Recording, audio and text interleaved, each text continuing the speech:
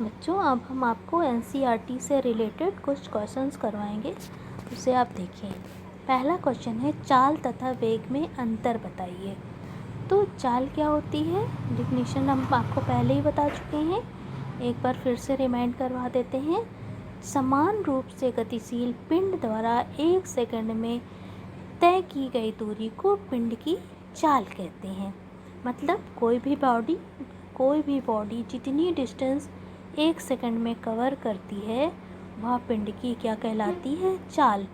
जबकि समान रूप से गतिशील पिंड द्वारा किसी निश्चित दिशा में 1 सेकंड में तय की गई दूरी को वस्तु का वेग या पिंड का वेग कहते हैं। चाल से हमें गति की दिशा का ज्ञान नहीं होता है, इसलिए ये क्या है, एक अदिश राशि, क्योंकि इसमें दिशा की बात नहीं होनी है। फिर वेग क्या है, वेग से हमें गति की दिशा का भी ज्ञान होता है, इसलिए यह कैसी राशि है, सदिश राशि है। चाल हमेशा धनात्मक होगी या तो शून्य हो सकती है। वेग क्या है, कभी धनात्मक, ऋणात्मक अथवा शून्य हो सकता है, और दोनों का एसआई मात्रक मीटर पर सेकंड होता है। ठीक है। फिर दूसरा क्वेश्चन है, किस अवस्था में किसी वस्तु की औसत वेग का परिमाण औसत चाल के बराबर होगा। किस अवस्था में, मतलब ऐसी कौन सी कंडीशन होगी कि वस्तु का औसत वेग औसत चाल के बराबर हो जाएगा। तो ये देखो, तुम्हारी एक बॉडी है, ऐसे चली जा रही है, तो सीधी स्ट्रेट लाइन में एक समान गति से चली जा रही है। तो क्या हो रहा है, इतनी दूरी तय करी और इसी पाथ से जा रही है, यानी विस्थापन भी वही है और कवर की गई डिस्टेंस भी वही है।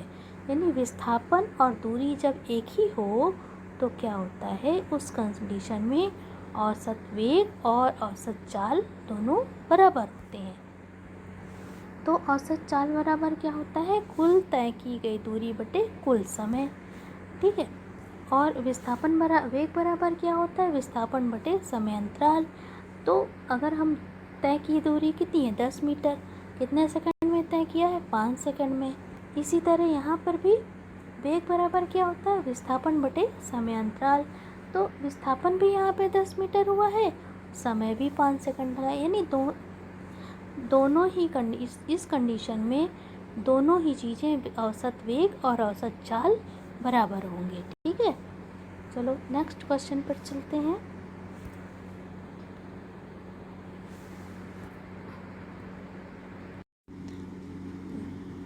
एक गाड़ी का ओडोमीटर क्या नापता है। सभी गाड़ी में एक मीटर लगा होता है जिसको हम कहते हैं ओडोमीटर। तो ओडोमीटर, जो भी गाड़ी में ओडोमीटर लगा होता है उसके द्वारा हम गाड़ी की चाल और चली गई दूरी को नापते हैं। गाड़ी की चाल और चली गई दूरी को नापते हैं, उसके द्वारा हमें वस्तु का वेग, गाड़ी का वेग नहीं पता चलता है। फिर नेक्स्ट क्वेश्चन है, जब वस्तु एक समान गति में होती है तो उसका मार्ग कैसा दिखाई देता है। जब गति एक समान गति में होती है, मतलब यानी उसके वेग में कोई परिवर्तन नहीं होता है, तो उसकी गति कैसी, पथ कैसा दिखाई देता है, सरल रेखीय या ऋजु रेखीय। सरल रेखीय या ऋजु रेखीय।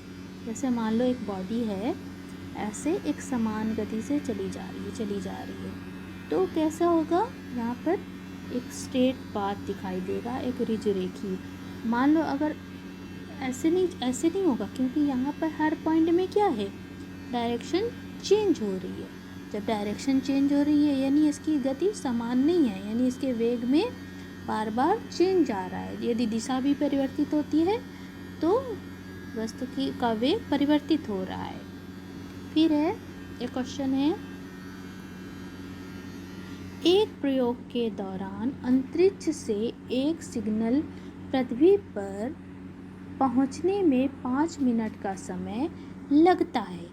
पृथ्वी पर स्थित स्टेशन से अंतरिक्ष यान की दूरी क्या होगी। ठीक है, इंटरेस्टिंग क्वेश्चन है, आपके एनसीईआरटी का क्वेश्चन है और इसको समझाते हैं आपको।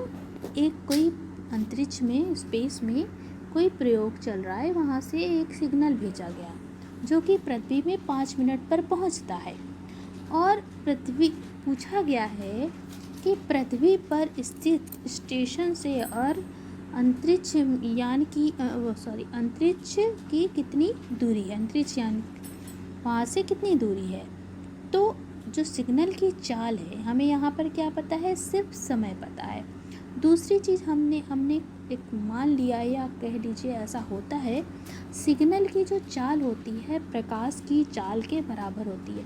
इसका मतलब ये हुआ कि प्रकाश को अंतरिक्ष, वहाँ से प्रकाश को आने में, पृथ्वी तक आने में जो प्रकाश की चाल होती है, जिस स्पीड से प्रकाश पृथ्वी तक पहुँचता है, उसी स्पीड से सिग्नल भी पहुँचता है।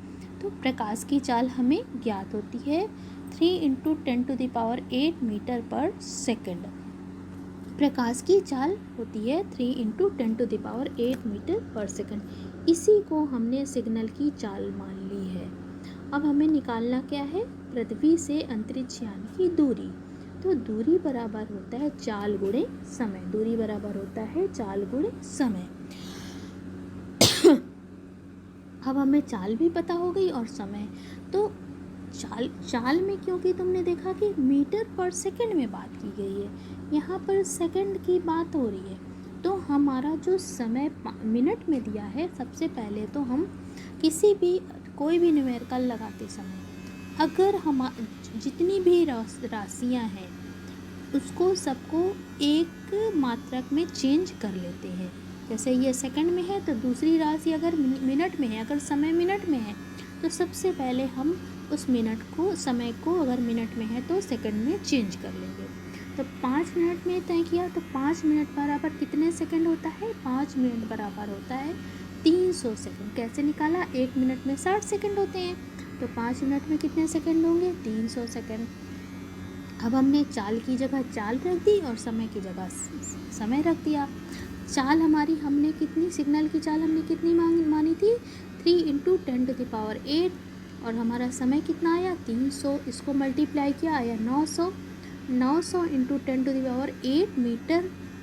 ठीक है, सेकंड से सेकंड कट जाएगा तो सिर्फ दूरी है, यानी मीटर में ही आएगी। फिर हमने क्या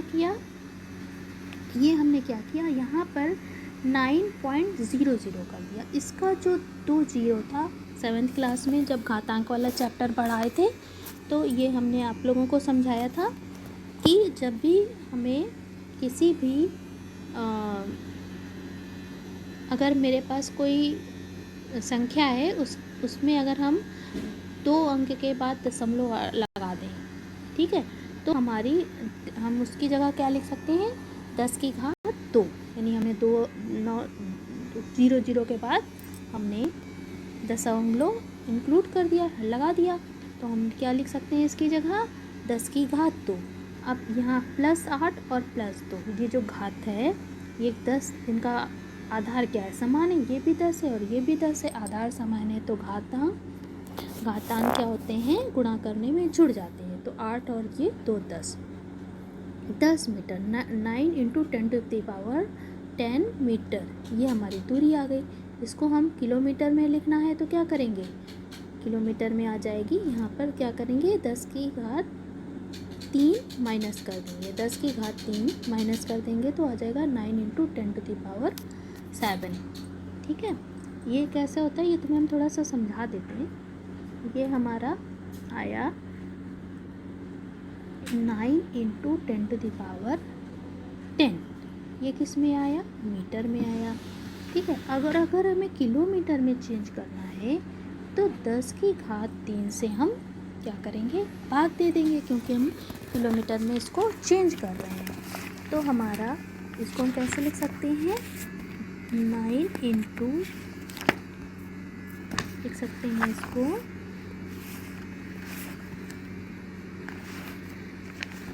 9 × 10⁻10 इंटू, क्योंकि ये जो नीचे बटे में था 10 की घात नीचे 3 पर क्या था 9 × 10⁻10। जब ये ऊपर जाएगा तो क्या हो जाएगा, माइनस में हो जाएगा। फिर क्या होगा, गुणा करने में घात क्या होती है, घातों का योग हो जाता है। तो 10 की घात -3, तो हमारा आंसर क्या आ जाएगा, 9 × 10⁻7 किलोमीटर। ठीक है, हम नेक्स्ट क्वेश्चन में चलते हैं। क्वेश्चन है, आप किसी वस्तु के बारे में कब कहेंगे कि वह एक समान त्वरण में गति कर रहा है।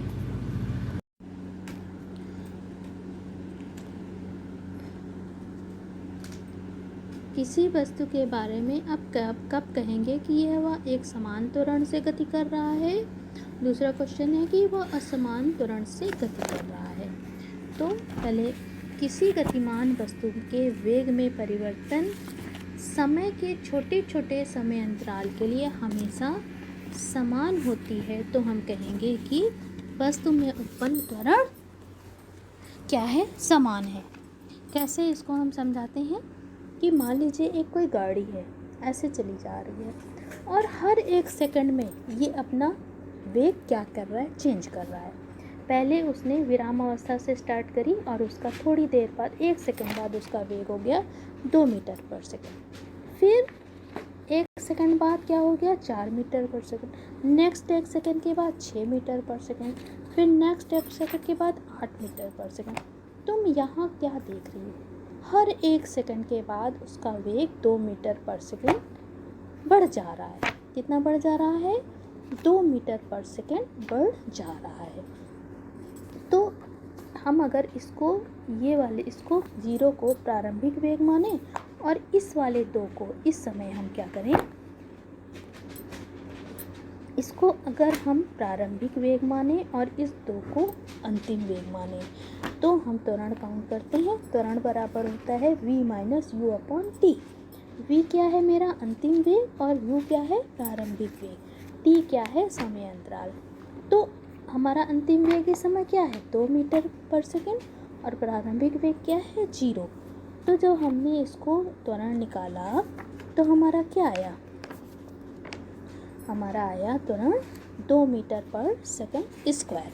ठीक है, अब अगर हम नेक्स्ट मान लीजिए हम इस ये वाला जोड़ा लेते हैं, इस पेयर को लेते हैं। अगर हम इस 2 को प्रारंभिक वेग माने और इसको अंतिम वेग माने, तो नेक्स्ट में क्या हुआ, देखो इधर हम क्या, इसको हमने प्रारंभिक वेग माना और इसको अंतिम वेग माना। तो v अंतिम वेग, u प्रारंभिक वेग, t समय अंतराल। तो हमने क्या रखा, 4 अंतिम वेग और -2 प्रारंभिक वेग बटे 1। तो भी क्या आया, 2 मीटर पर सेकंड स्क्वायर। यानी तुम हर जोड़े के लिए जब देखोगी तो हर बार तुम्हारा 2 मीटर पर सेकंड स्क्वायर, 2 मीटर पर सेकंड स्क्वायर, हर बार त्वरण क्या आ रहा है, समान आ रहा है। यहाँ से देखो, तुम हर बार वो अपनी चाल को क्या कर रहा है, 1 सेकंड में वो अपनी चाल को 2 बढ़ा रहा है। पहले 2 बढ़ाया, फिर 2 से 4 हुआ, यानी इस बीच भी इसने अपना वेग कितना कर लिया, बढ़ाकर 2 मीटर पर सेकंड स्क्वायर बढ़ा लिया। फिर इसने इस बीच भी इसने 2 मीटर पर सेकंड बढ़ाया, यहाँ भी 2 मीटर पर सेकंड बढ़ाया। हर बार ये अपना वेग इक्वली बढ़ा रहा है। तो जब इक्वली वेग बढ़ा रहा है, वेग इक्वल रूप से बढ़ा रहा है, तो हम कहेंगे वस्तु समान त्वरण में है, एक समान त्वरण में है। इसी का जस्ट अपोजिट असमान त्वरण होगा। यदि कोई वस्तु, गतिमान वस्तु, समय के छोटे से छोटे समय अंतराल में अपना जो वेग है अनइक्वली इंक्रीज या डिक्रीज कर रहा है, घटा बढ़ा रहा है, तो उस वक्त हम कहेंगे कि वस्तु असमान त्वरण में है। यहाँ मैंने एक एग्जाम्पल इसके लिए भी समझाया है। ठीक है, देखो पहले क्या था, विराम अवस्था से गाड़ी स्टार्ट की, विराम अवस्था में थी गाड़ी, इसने अपना वेग 4 मीटर पर सेकंड किया। फिर अचानक इसने अपना वेग 2 सेकंड बाद 10 मीटर पर सेकंड कर लिया।